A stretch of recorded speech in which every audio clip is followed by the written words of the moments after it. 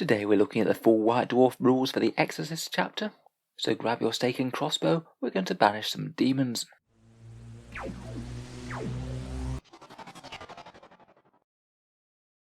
Hello and welcome back to Auspex Tactics, the strategy focused 40k channel, where today we're looking over the full rules for the Exorcists as per the rules released in the March White Dwarf. As expected, these have come in a very similar pattern to the other Space Marine chapters reviewed in the White Dwarf. We've had the Silver Templars and the Emperor's Spears before, and these ones seem to follow the same pattern with a chapter tactic, some stratagems, relics and warlord traits. I'm sure the comments are going to be absolutely full of people saying why do Space Marines need more rules. Obviously that really isn't the case for them needing any more, and to be honest these White Dwarf chapters don't tend to be that strong, so I think they tend to be more of a fun and fluffy choice, to be honest. I think it is quite cool that they do flesh out the background for some of these lesser known chapters, but it would be nice if they started doing this for other races as well. I'm sure people would equally thank them for exploring some lesser known Imperial Guard regiments, Chaos Warbands or Eldar Craft Worlds. In any case, before we get on to their rules, I thought we'd just briefly mention who the Exorcists are. They're basically a Space Marine chapter with some significant divergences to the standard, founded during the 13th or Dark Founding around about millennium 35 to 36. They are now 100% confirmed to be Imperial Fist successors, and they hail from the appropriately named homeworld of Banish. They are a secretive and unconventional chapter, and the full details of their founding were sealed by the Inquisition and never made public to the Imperium at large. This isn't without good reason, because I'm sure the rest of the Imperium would take a dim view of their disturbing initiation rites. The Exorcist chapter maintains 3 scout companies rather than 1, due to the very high chance that neophytes won't make it to become initiates, due to their habit of initiating them by summoning a demon and allowing each exorcist to be possessed for half a day. The ritual of possession is thought to give the exorcists unparalleled knowledge of their demonic foes, and then presuming the Space Marine isn't either dead or driven insane, their demonic lodger is expelled by an Ordo Malleus Inquisitor, and the neophyte is fully inducted into the chapter. Whether or not the rest of the Imperium would approve of these heretical methods, it does seem that the Exorcist chapter is highly effective on the field against demons. Almost no chapter aside from the Grey Knights has greater knowledge of this foe, and the chapter stands as a great asset against the howling tides of the warp. So let's take a look at the rules from the new White Dwarf for these secretive Space Marines. First up, now they are officially confirmed as Imperial Fist successors, it means that like all successor chapters, they'll be able to use their super doctrine, relics, warlord traits, powers and stratagems. They might be able to pay a command point to get one of the higher tier relics, such as the excellent Eye of Hypnoth, and of course they can't use their special characters, as they're Imperial Fist characters, not exorcists. To be honest, being confirmed as an Imperial Fist successor is a weakness at the moment rather than a strength.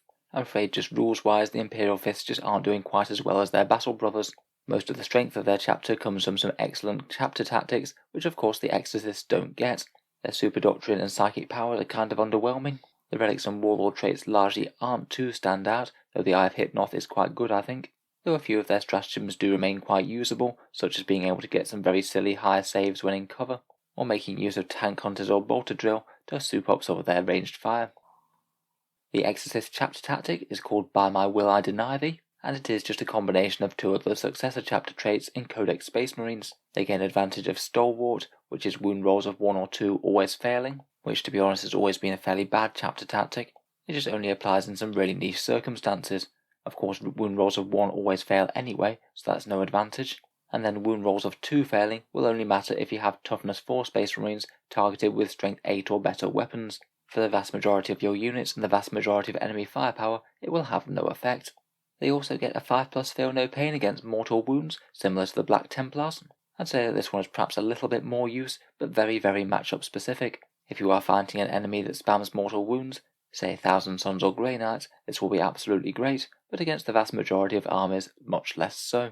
I'll be honest, we're not off to an amazing start, with a fairly bad combination of chapter tactics from possibly the weakest parent chapter. Relics wise, we have 3.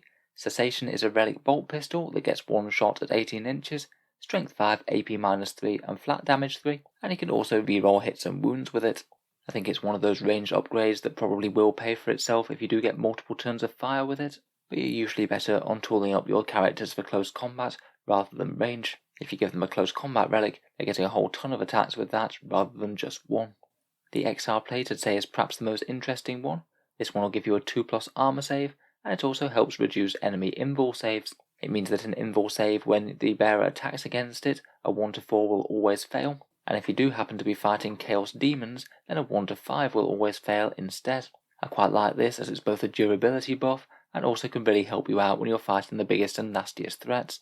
Often with a whole load of powerful attacks you might well go through lesser foes quite well easily, but your attacks might bounce off enemy invul saves when you do meet fighty characters. This could certainly help with that. Could combine quite nicely with a Storm Shield as well, giving you a 2+ save with a +1 to the save, meaning the enemy AP is going to be really bad. Finally we have Exorcists, a relic power sword.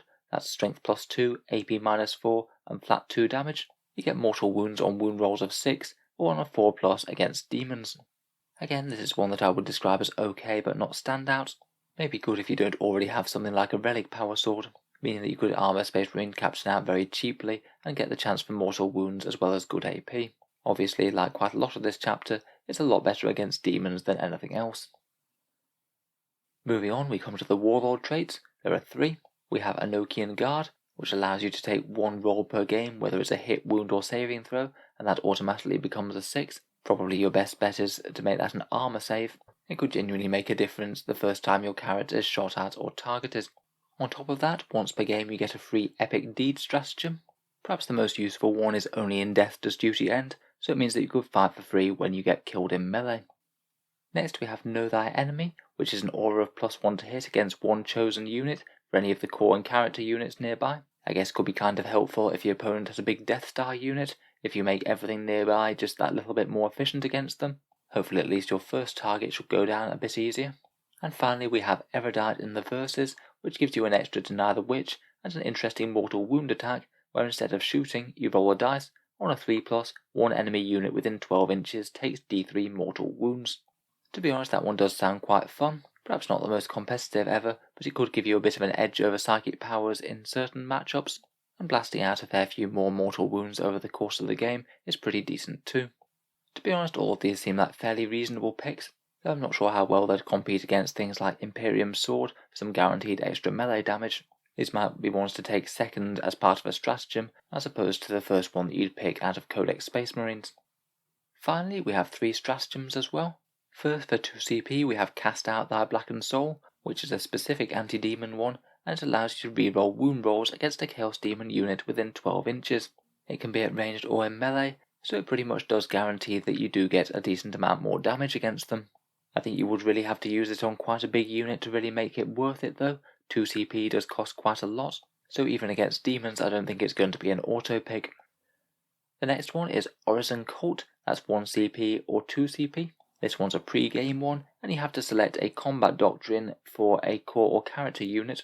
Then once per game, you can change back into that combat doctrine for a turn, even if the rest of your army isn't a different one. It costs 1 command point if it's only 5 or less models in the squad, or 2 CP if you have more than this. I think that this one could be fairly interesting for getting another turn of Imperial Fist's Devastator doctrine potentially. Perhaps put it on a unit with a whole load of strength 7 or 8 guns, and perhaps enjoy another turn of say plasma cannons having even more AP and an extra pip of damage against vehicles and buildings. I think this one could be potentially worth a command point on the right unit. Finally we have Spiritual Resolve for 2 CP, and this one's a pretty epic anti-psyker one.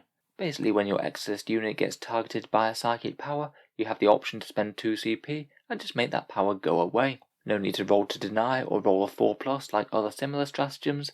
It does cost 2 CP, not 1. But you can absolutely guarantee that you turn that power off. I quite like the way that you can basically weigh this up as to whether or not that power is worth spending the 2 CP on. Most of the time it is still quite an expensive tax to turn off any one psychic power, but occasionally it's really going to be worth it. Maybe if you're hit by really powerful debuffs, things like Eldar, Doom or Jinx on one of your key units. Overall, I describe the stratagems as nice to have, good alternative options, though nothing that's really incredibly strong, and they all seem to give you fairly expected buffs for the command points invested. So overall, I think that the Exorcist Index is certainly more of a fun and fluffy release as opposed to anything too competitive for 40k.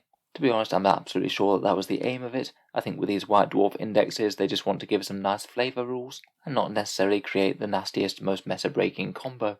Space Marines do tend to have quite enough of their own strong stuff already. In any case, I'd be interested to hear what you think about the rules down in the comments. It's certainly been good fun to have a look over them. If you've enjoyed the video, then feel free to subscribe to Auspex Tactics. I certainly try and keep up with Games Workshop's releases each week, and we'll go over any new rules that we find on the channel. Finally, if you have been enjoying the videos and would like to help support, I would just like to mention that the channel has a Patreon page which you can find down in the video description. Making all of these videos does take a fair amount of time, so if you are enjoying regularly, any support is massively appreciated. Channel patrons do get a fair few advantages, such as seeing certain new videos early, regular votes to see what sort of things come next for the channel, and automatic entry into the monthly prize giveaways with the chance to win some really big model kits. If any of that sounds good to you, or you'd just like to help support the channel, then the link is down in the video description below. In any case, a massive thank you for listening, and I'll hope to see you guys next time.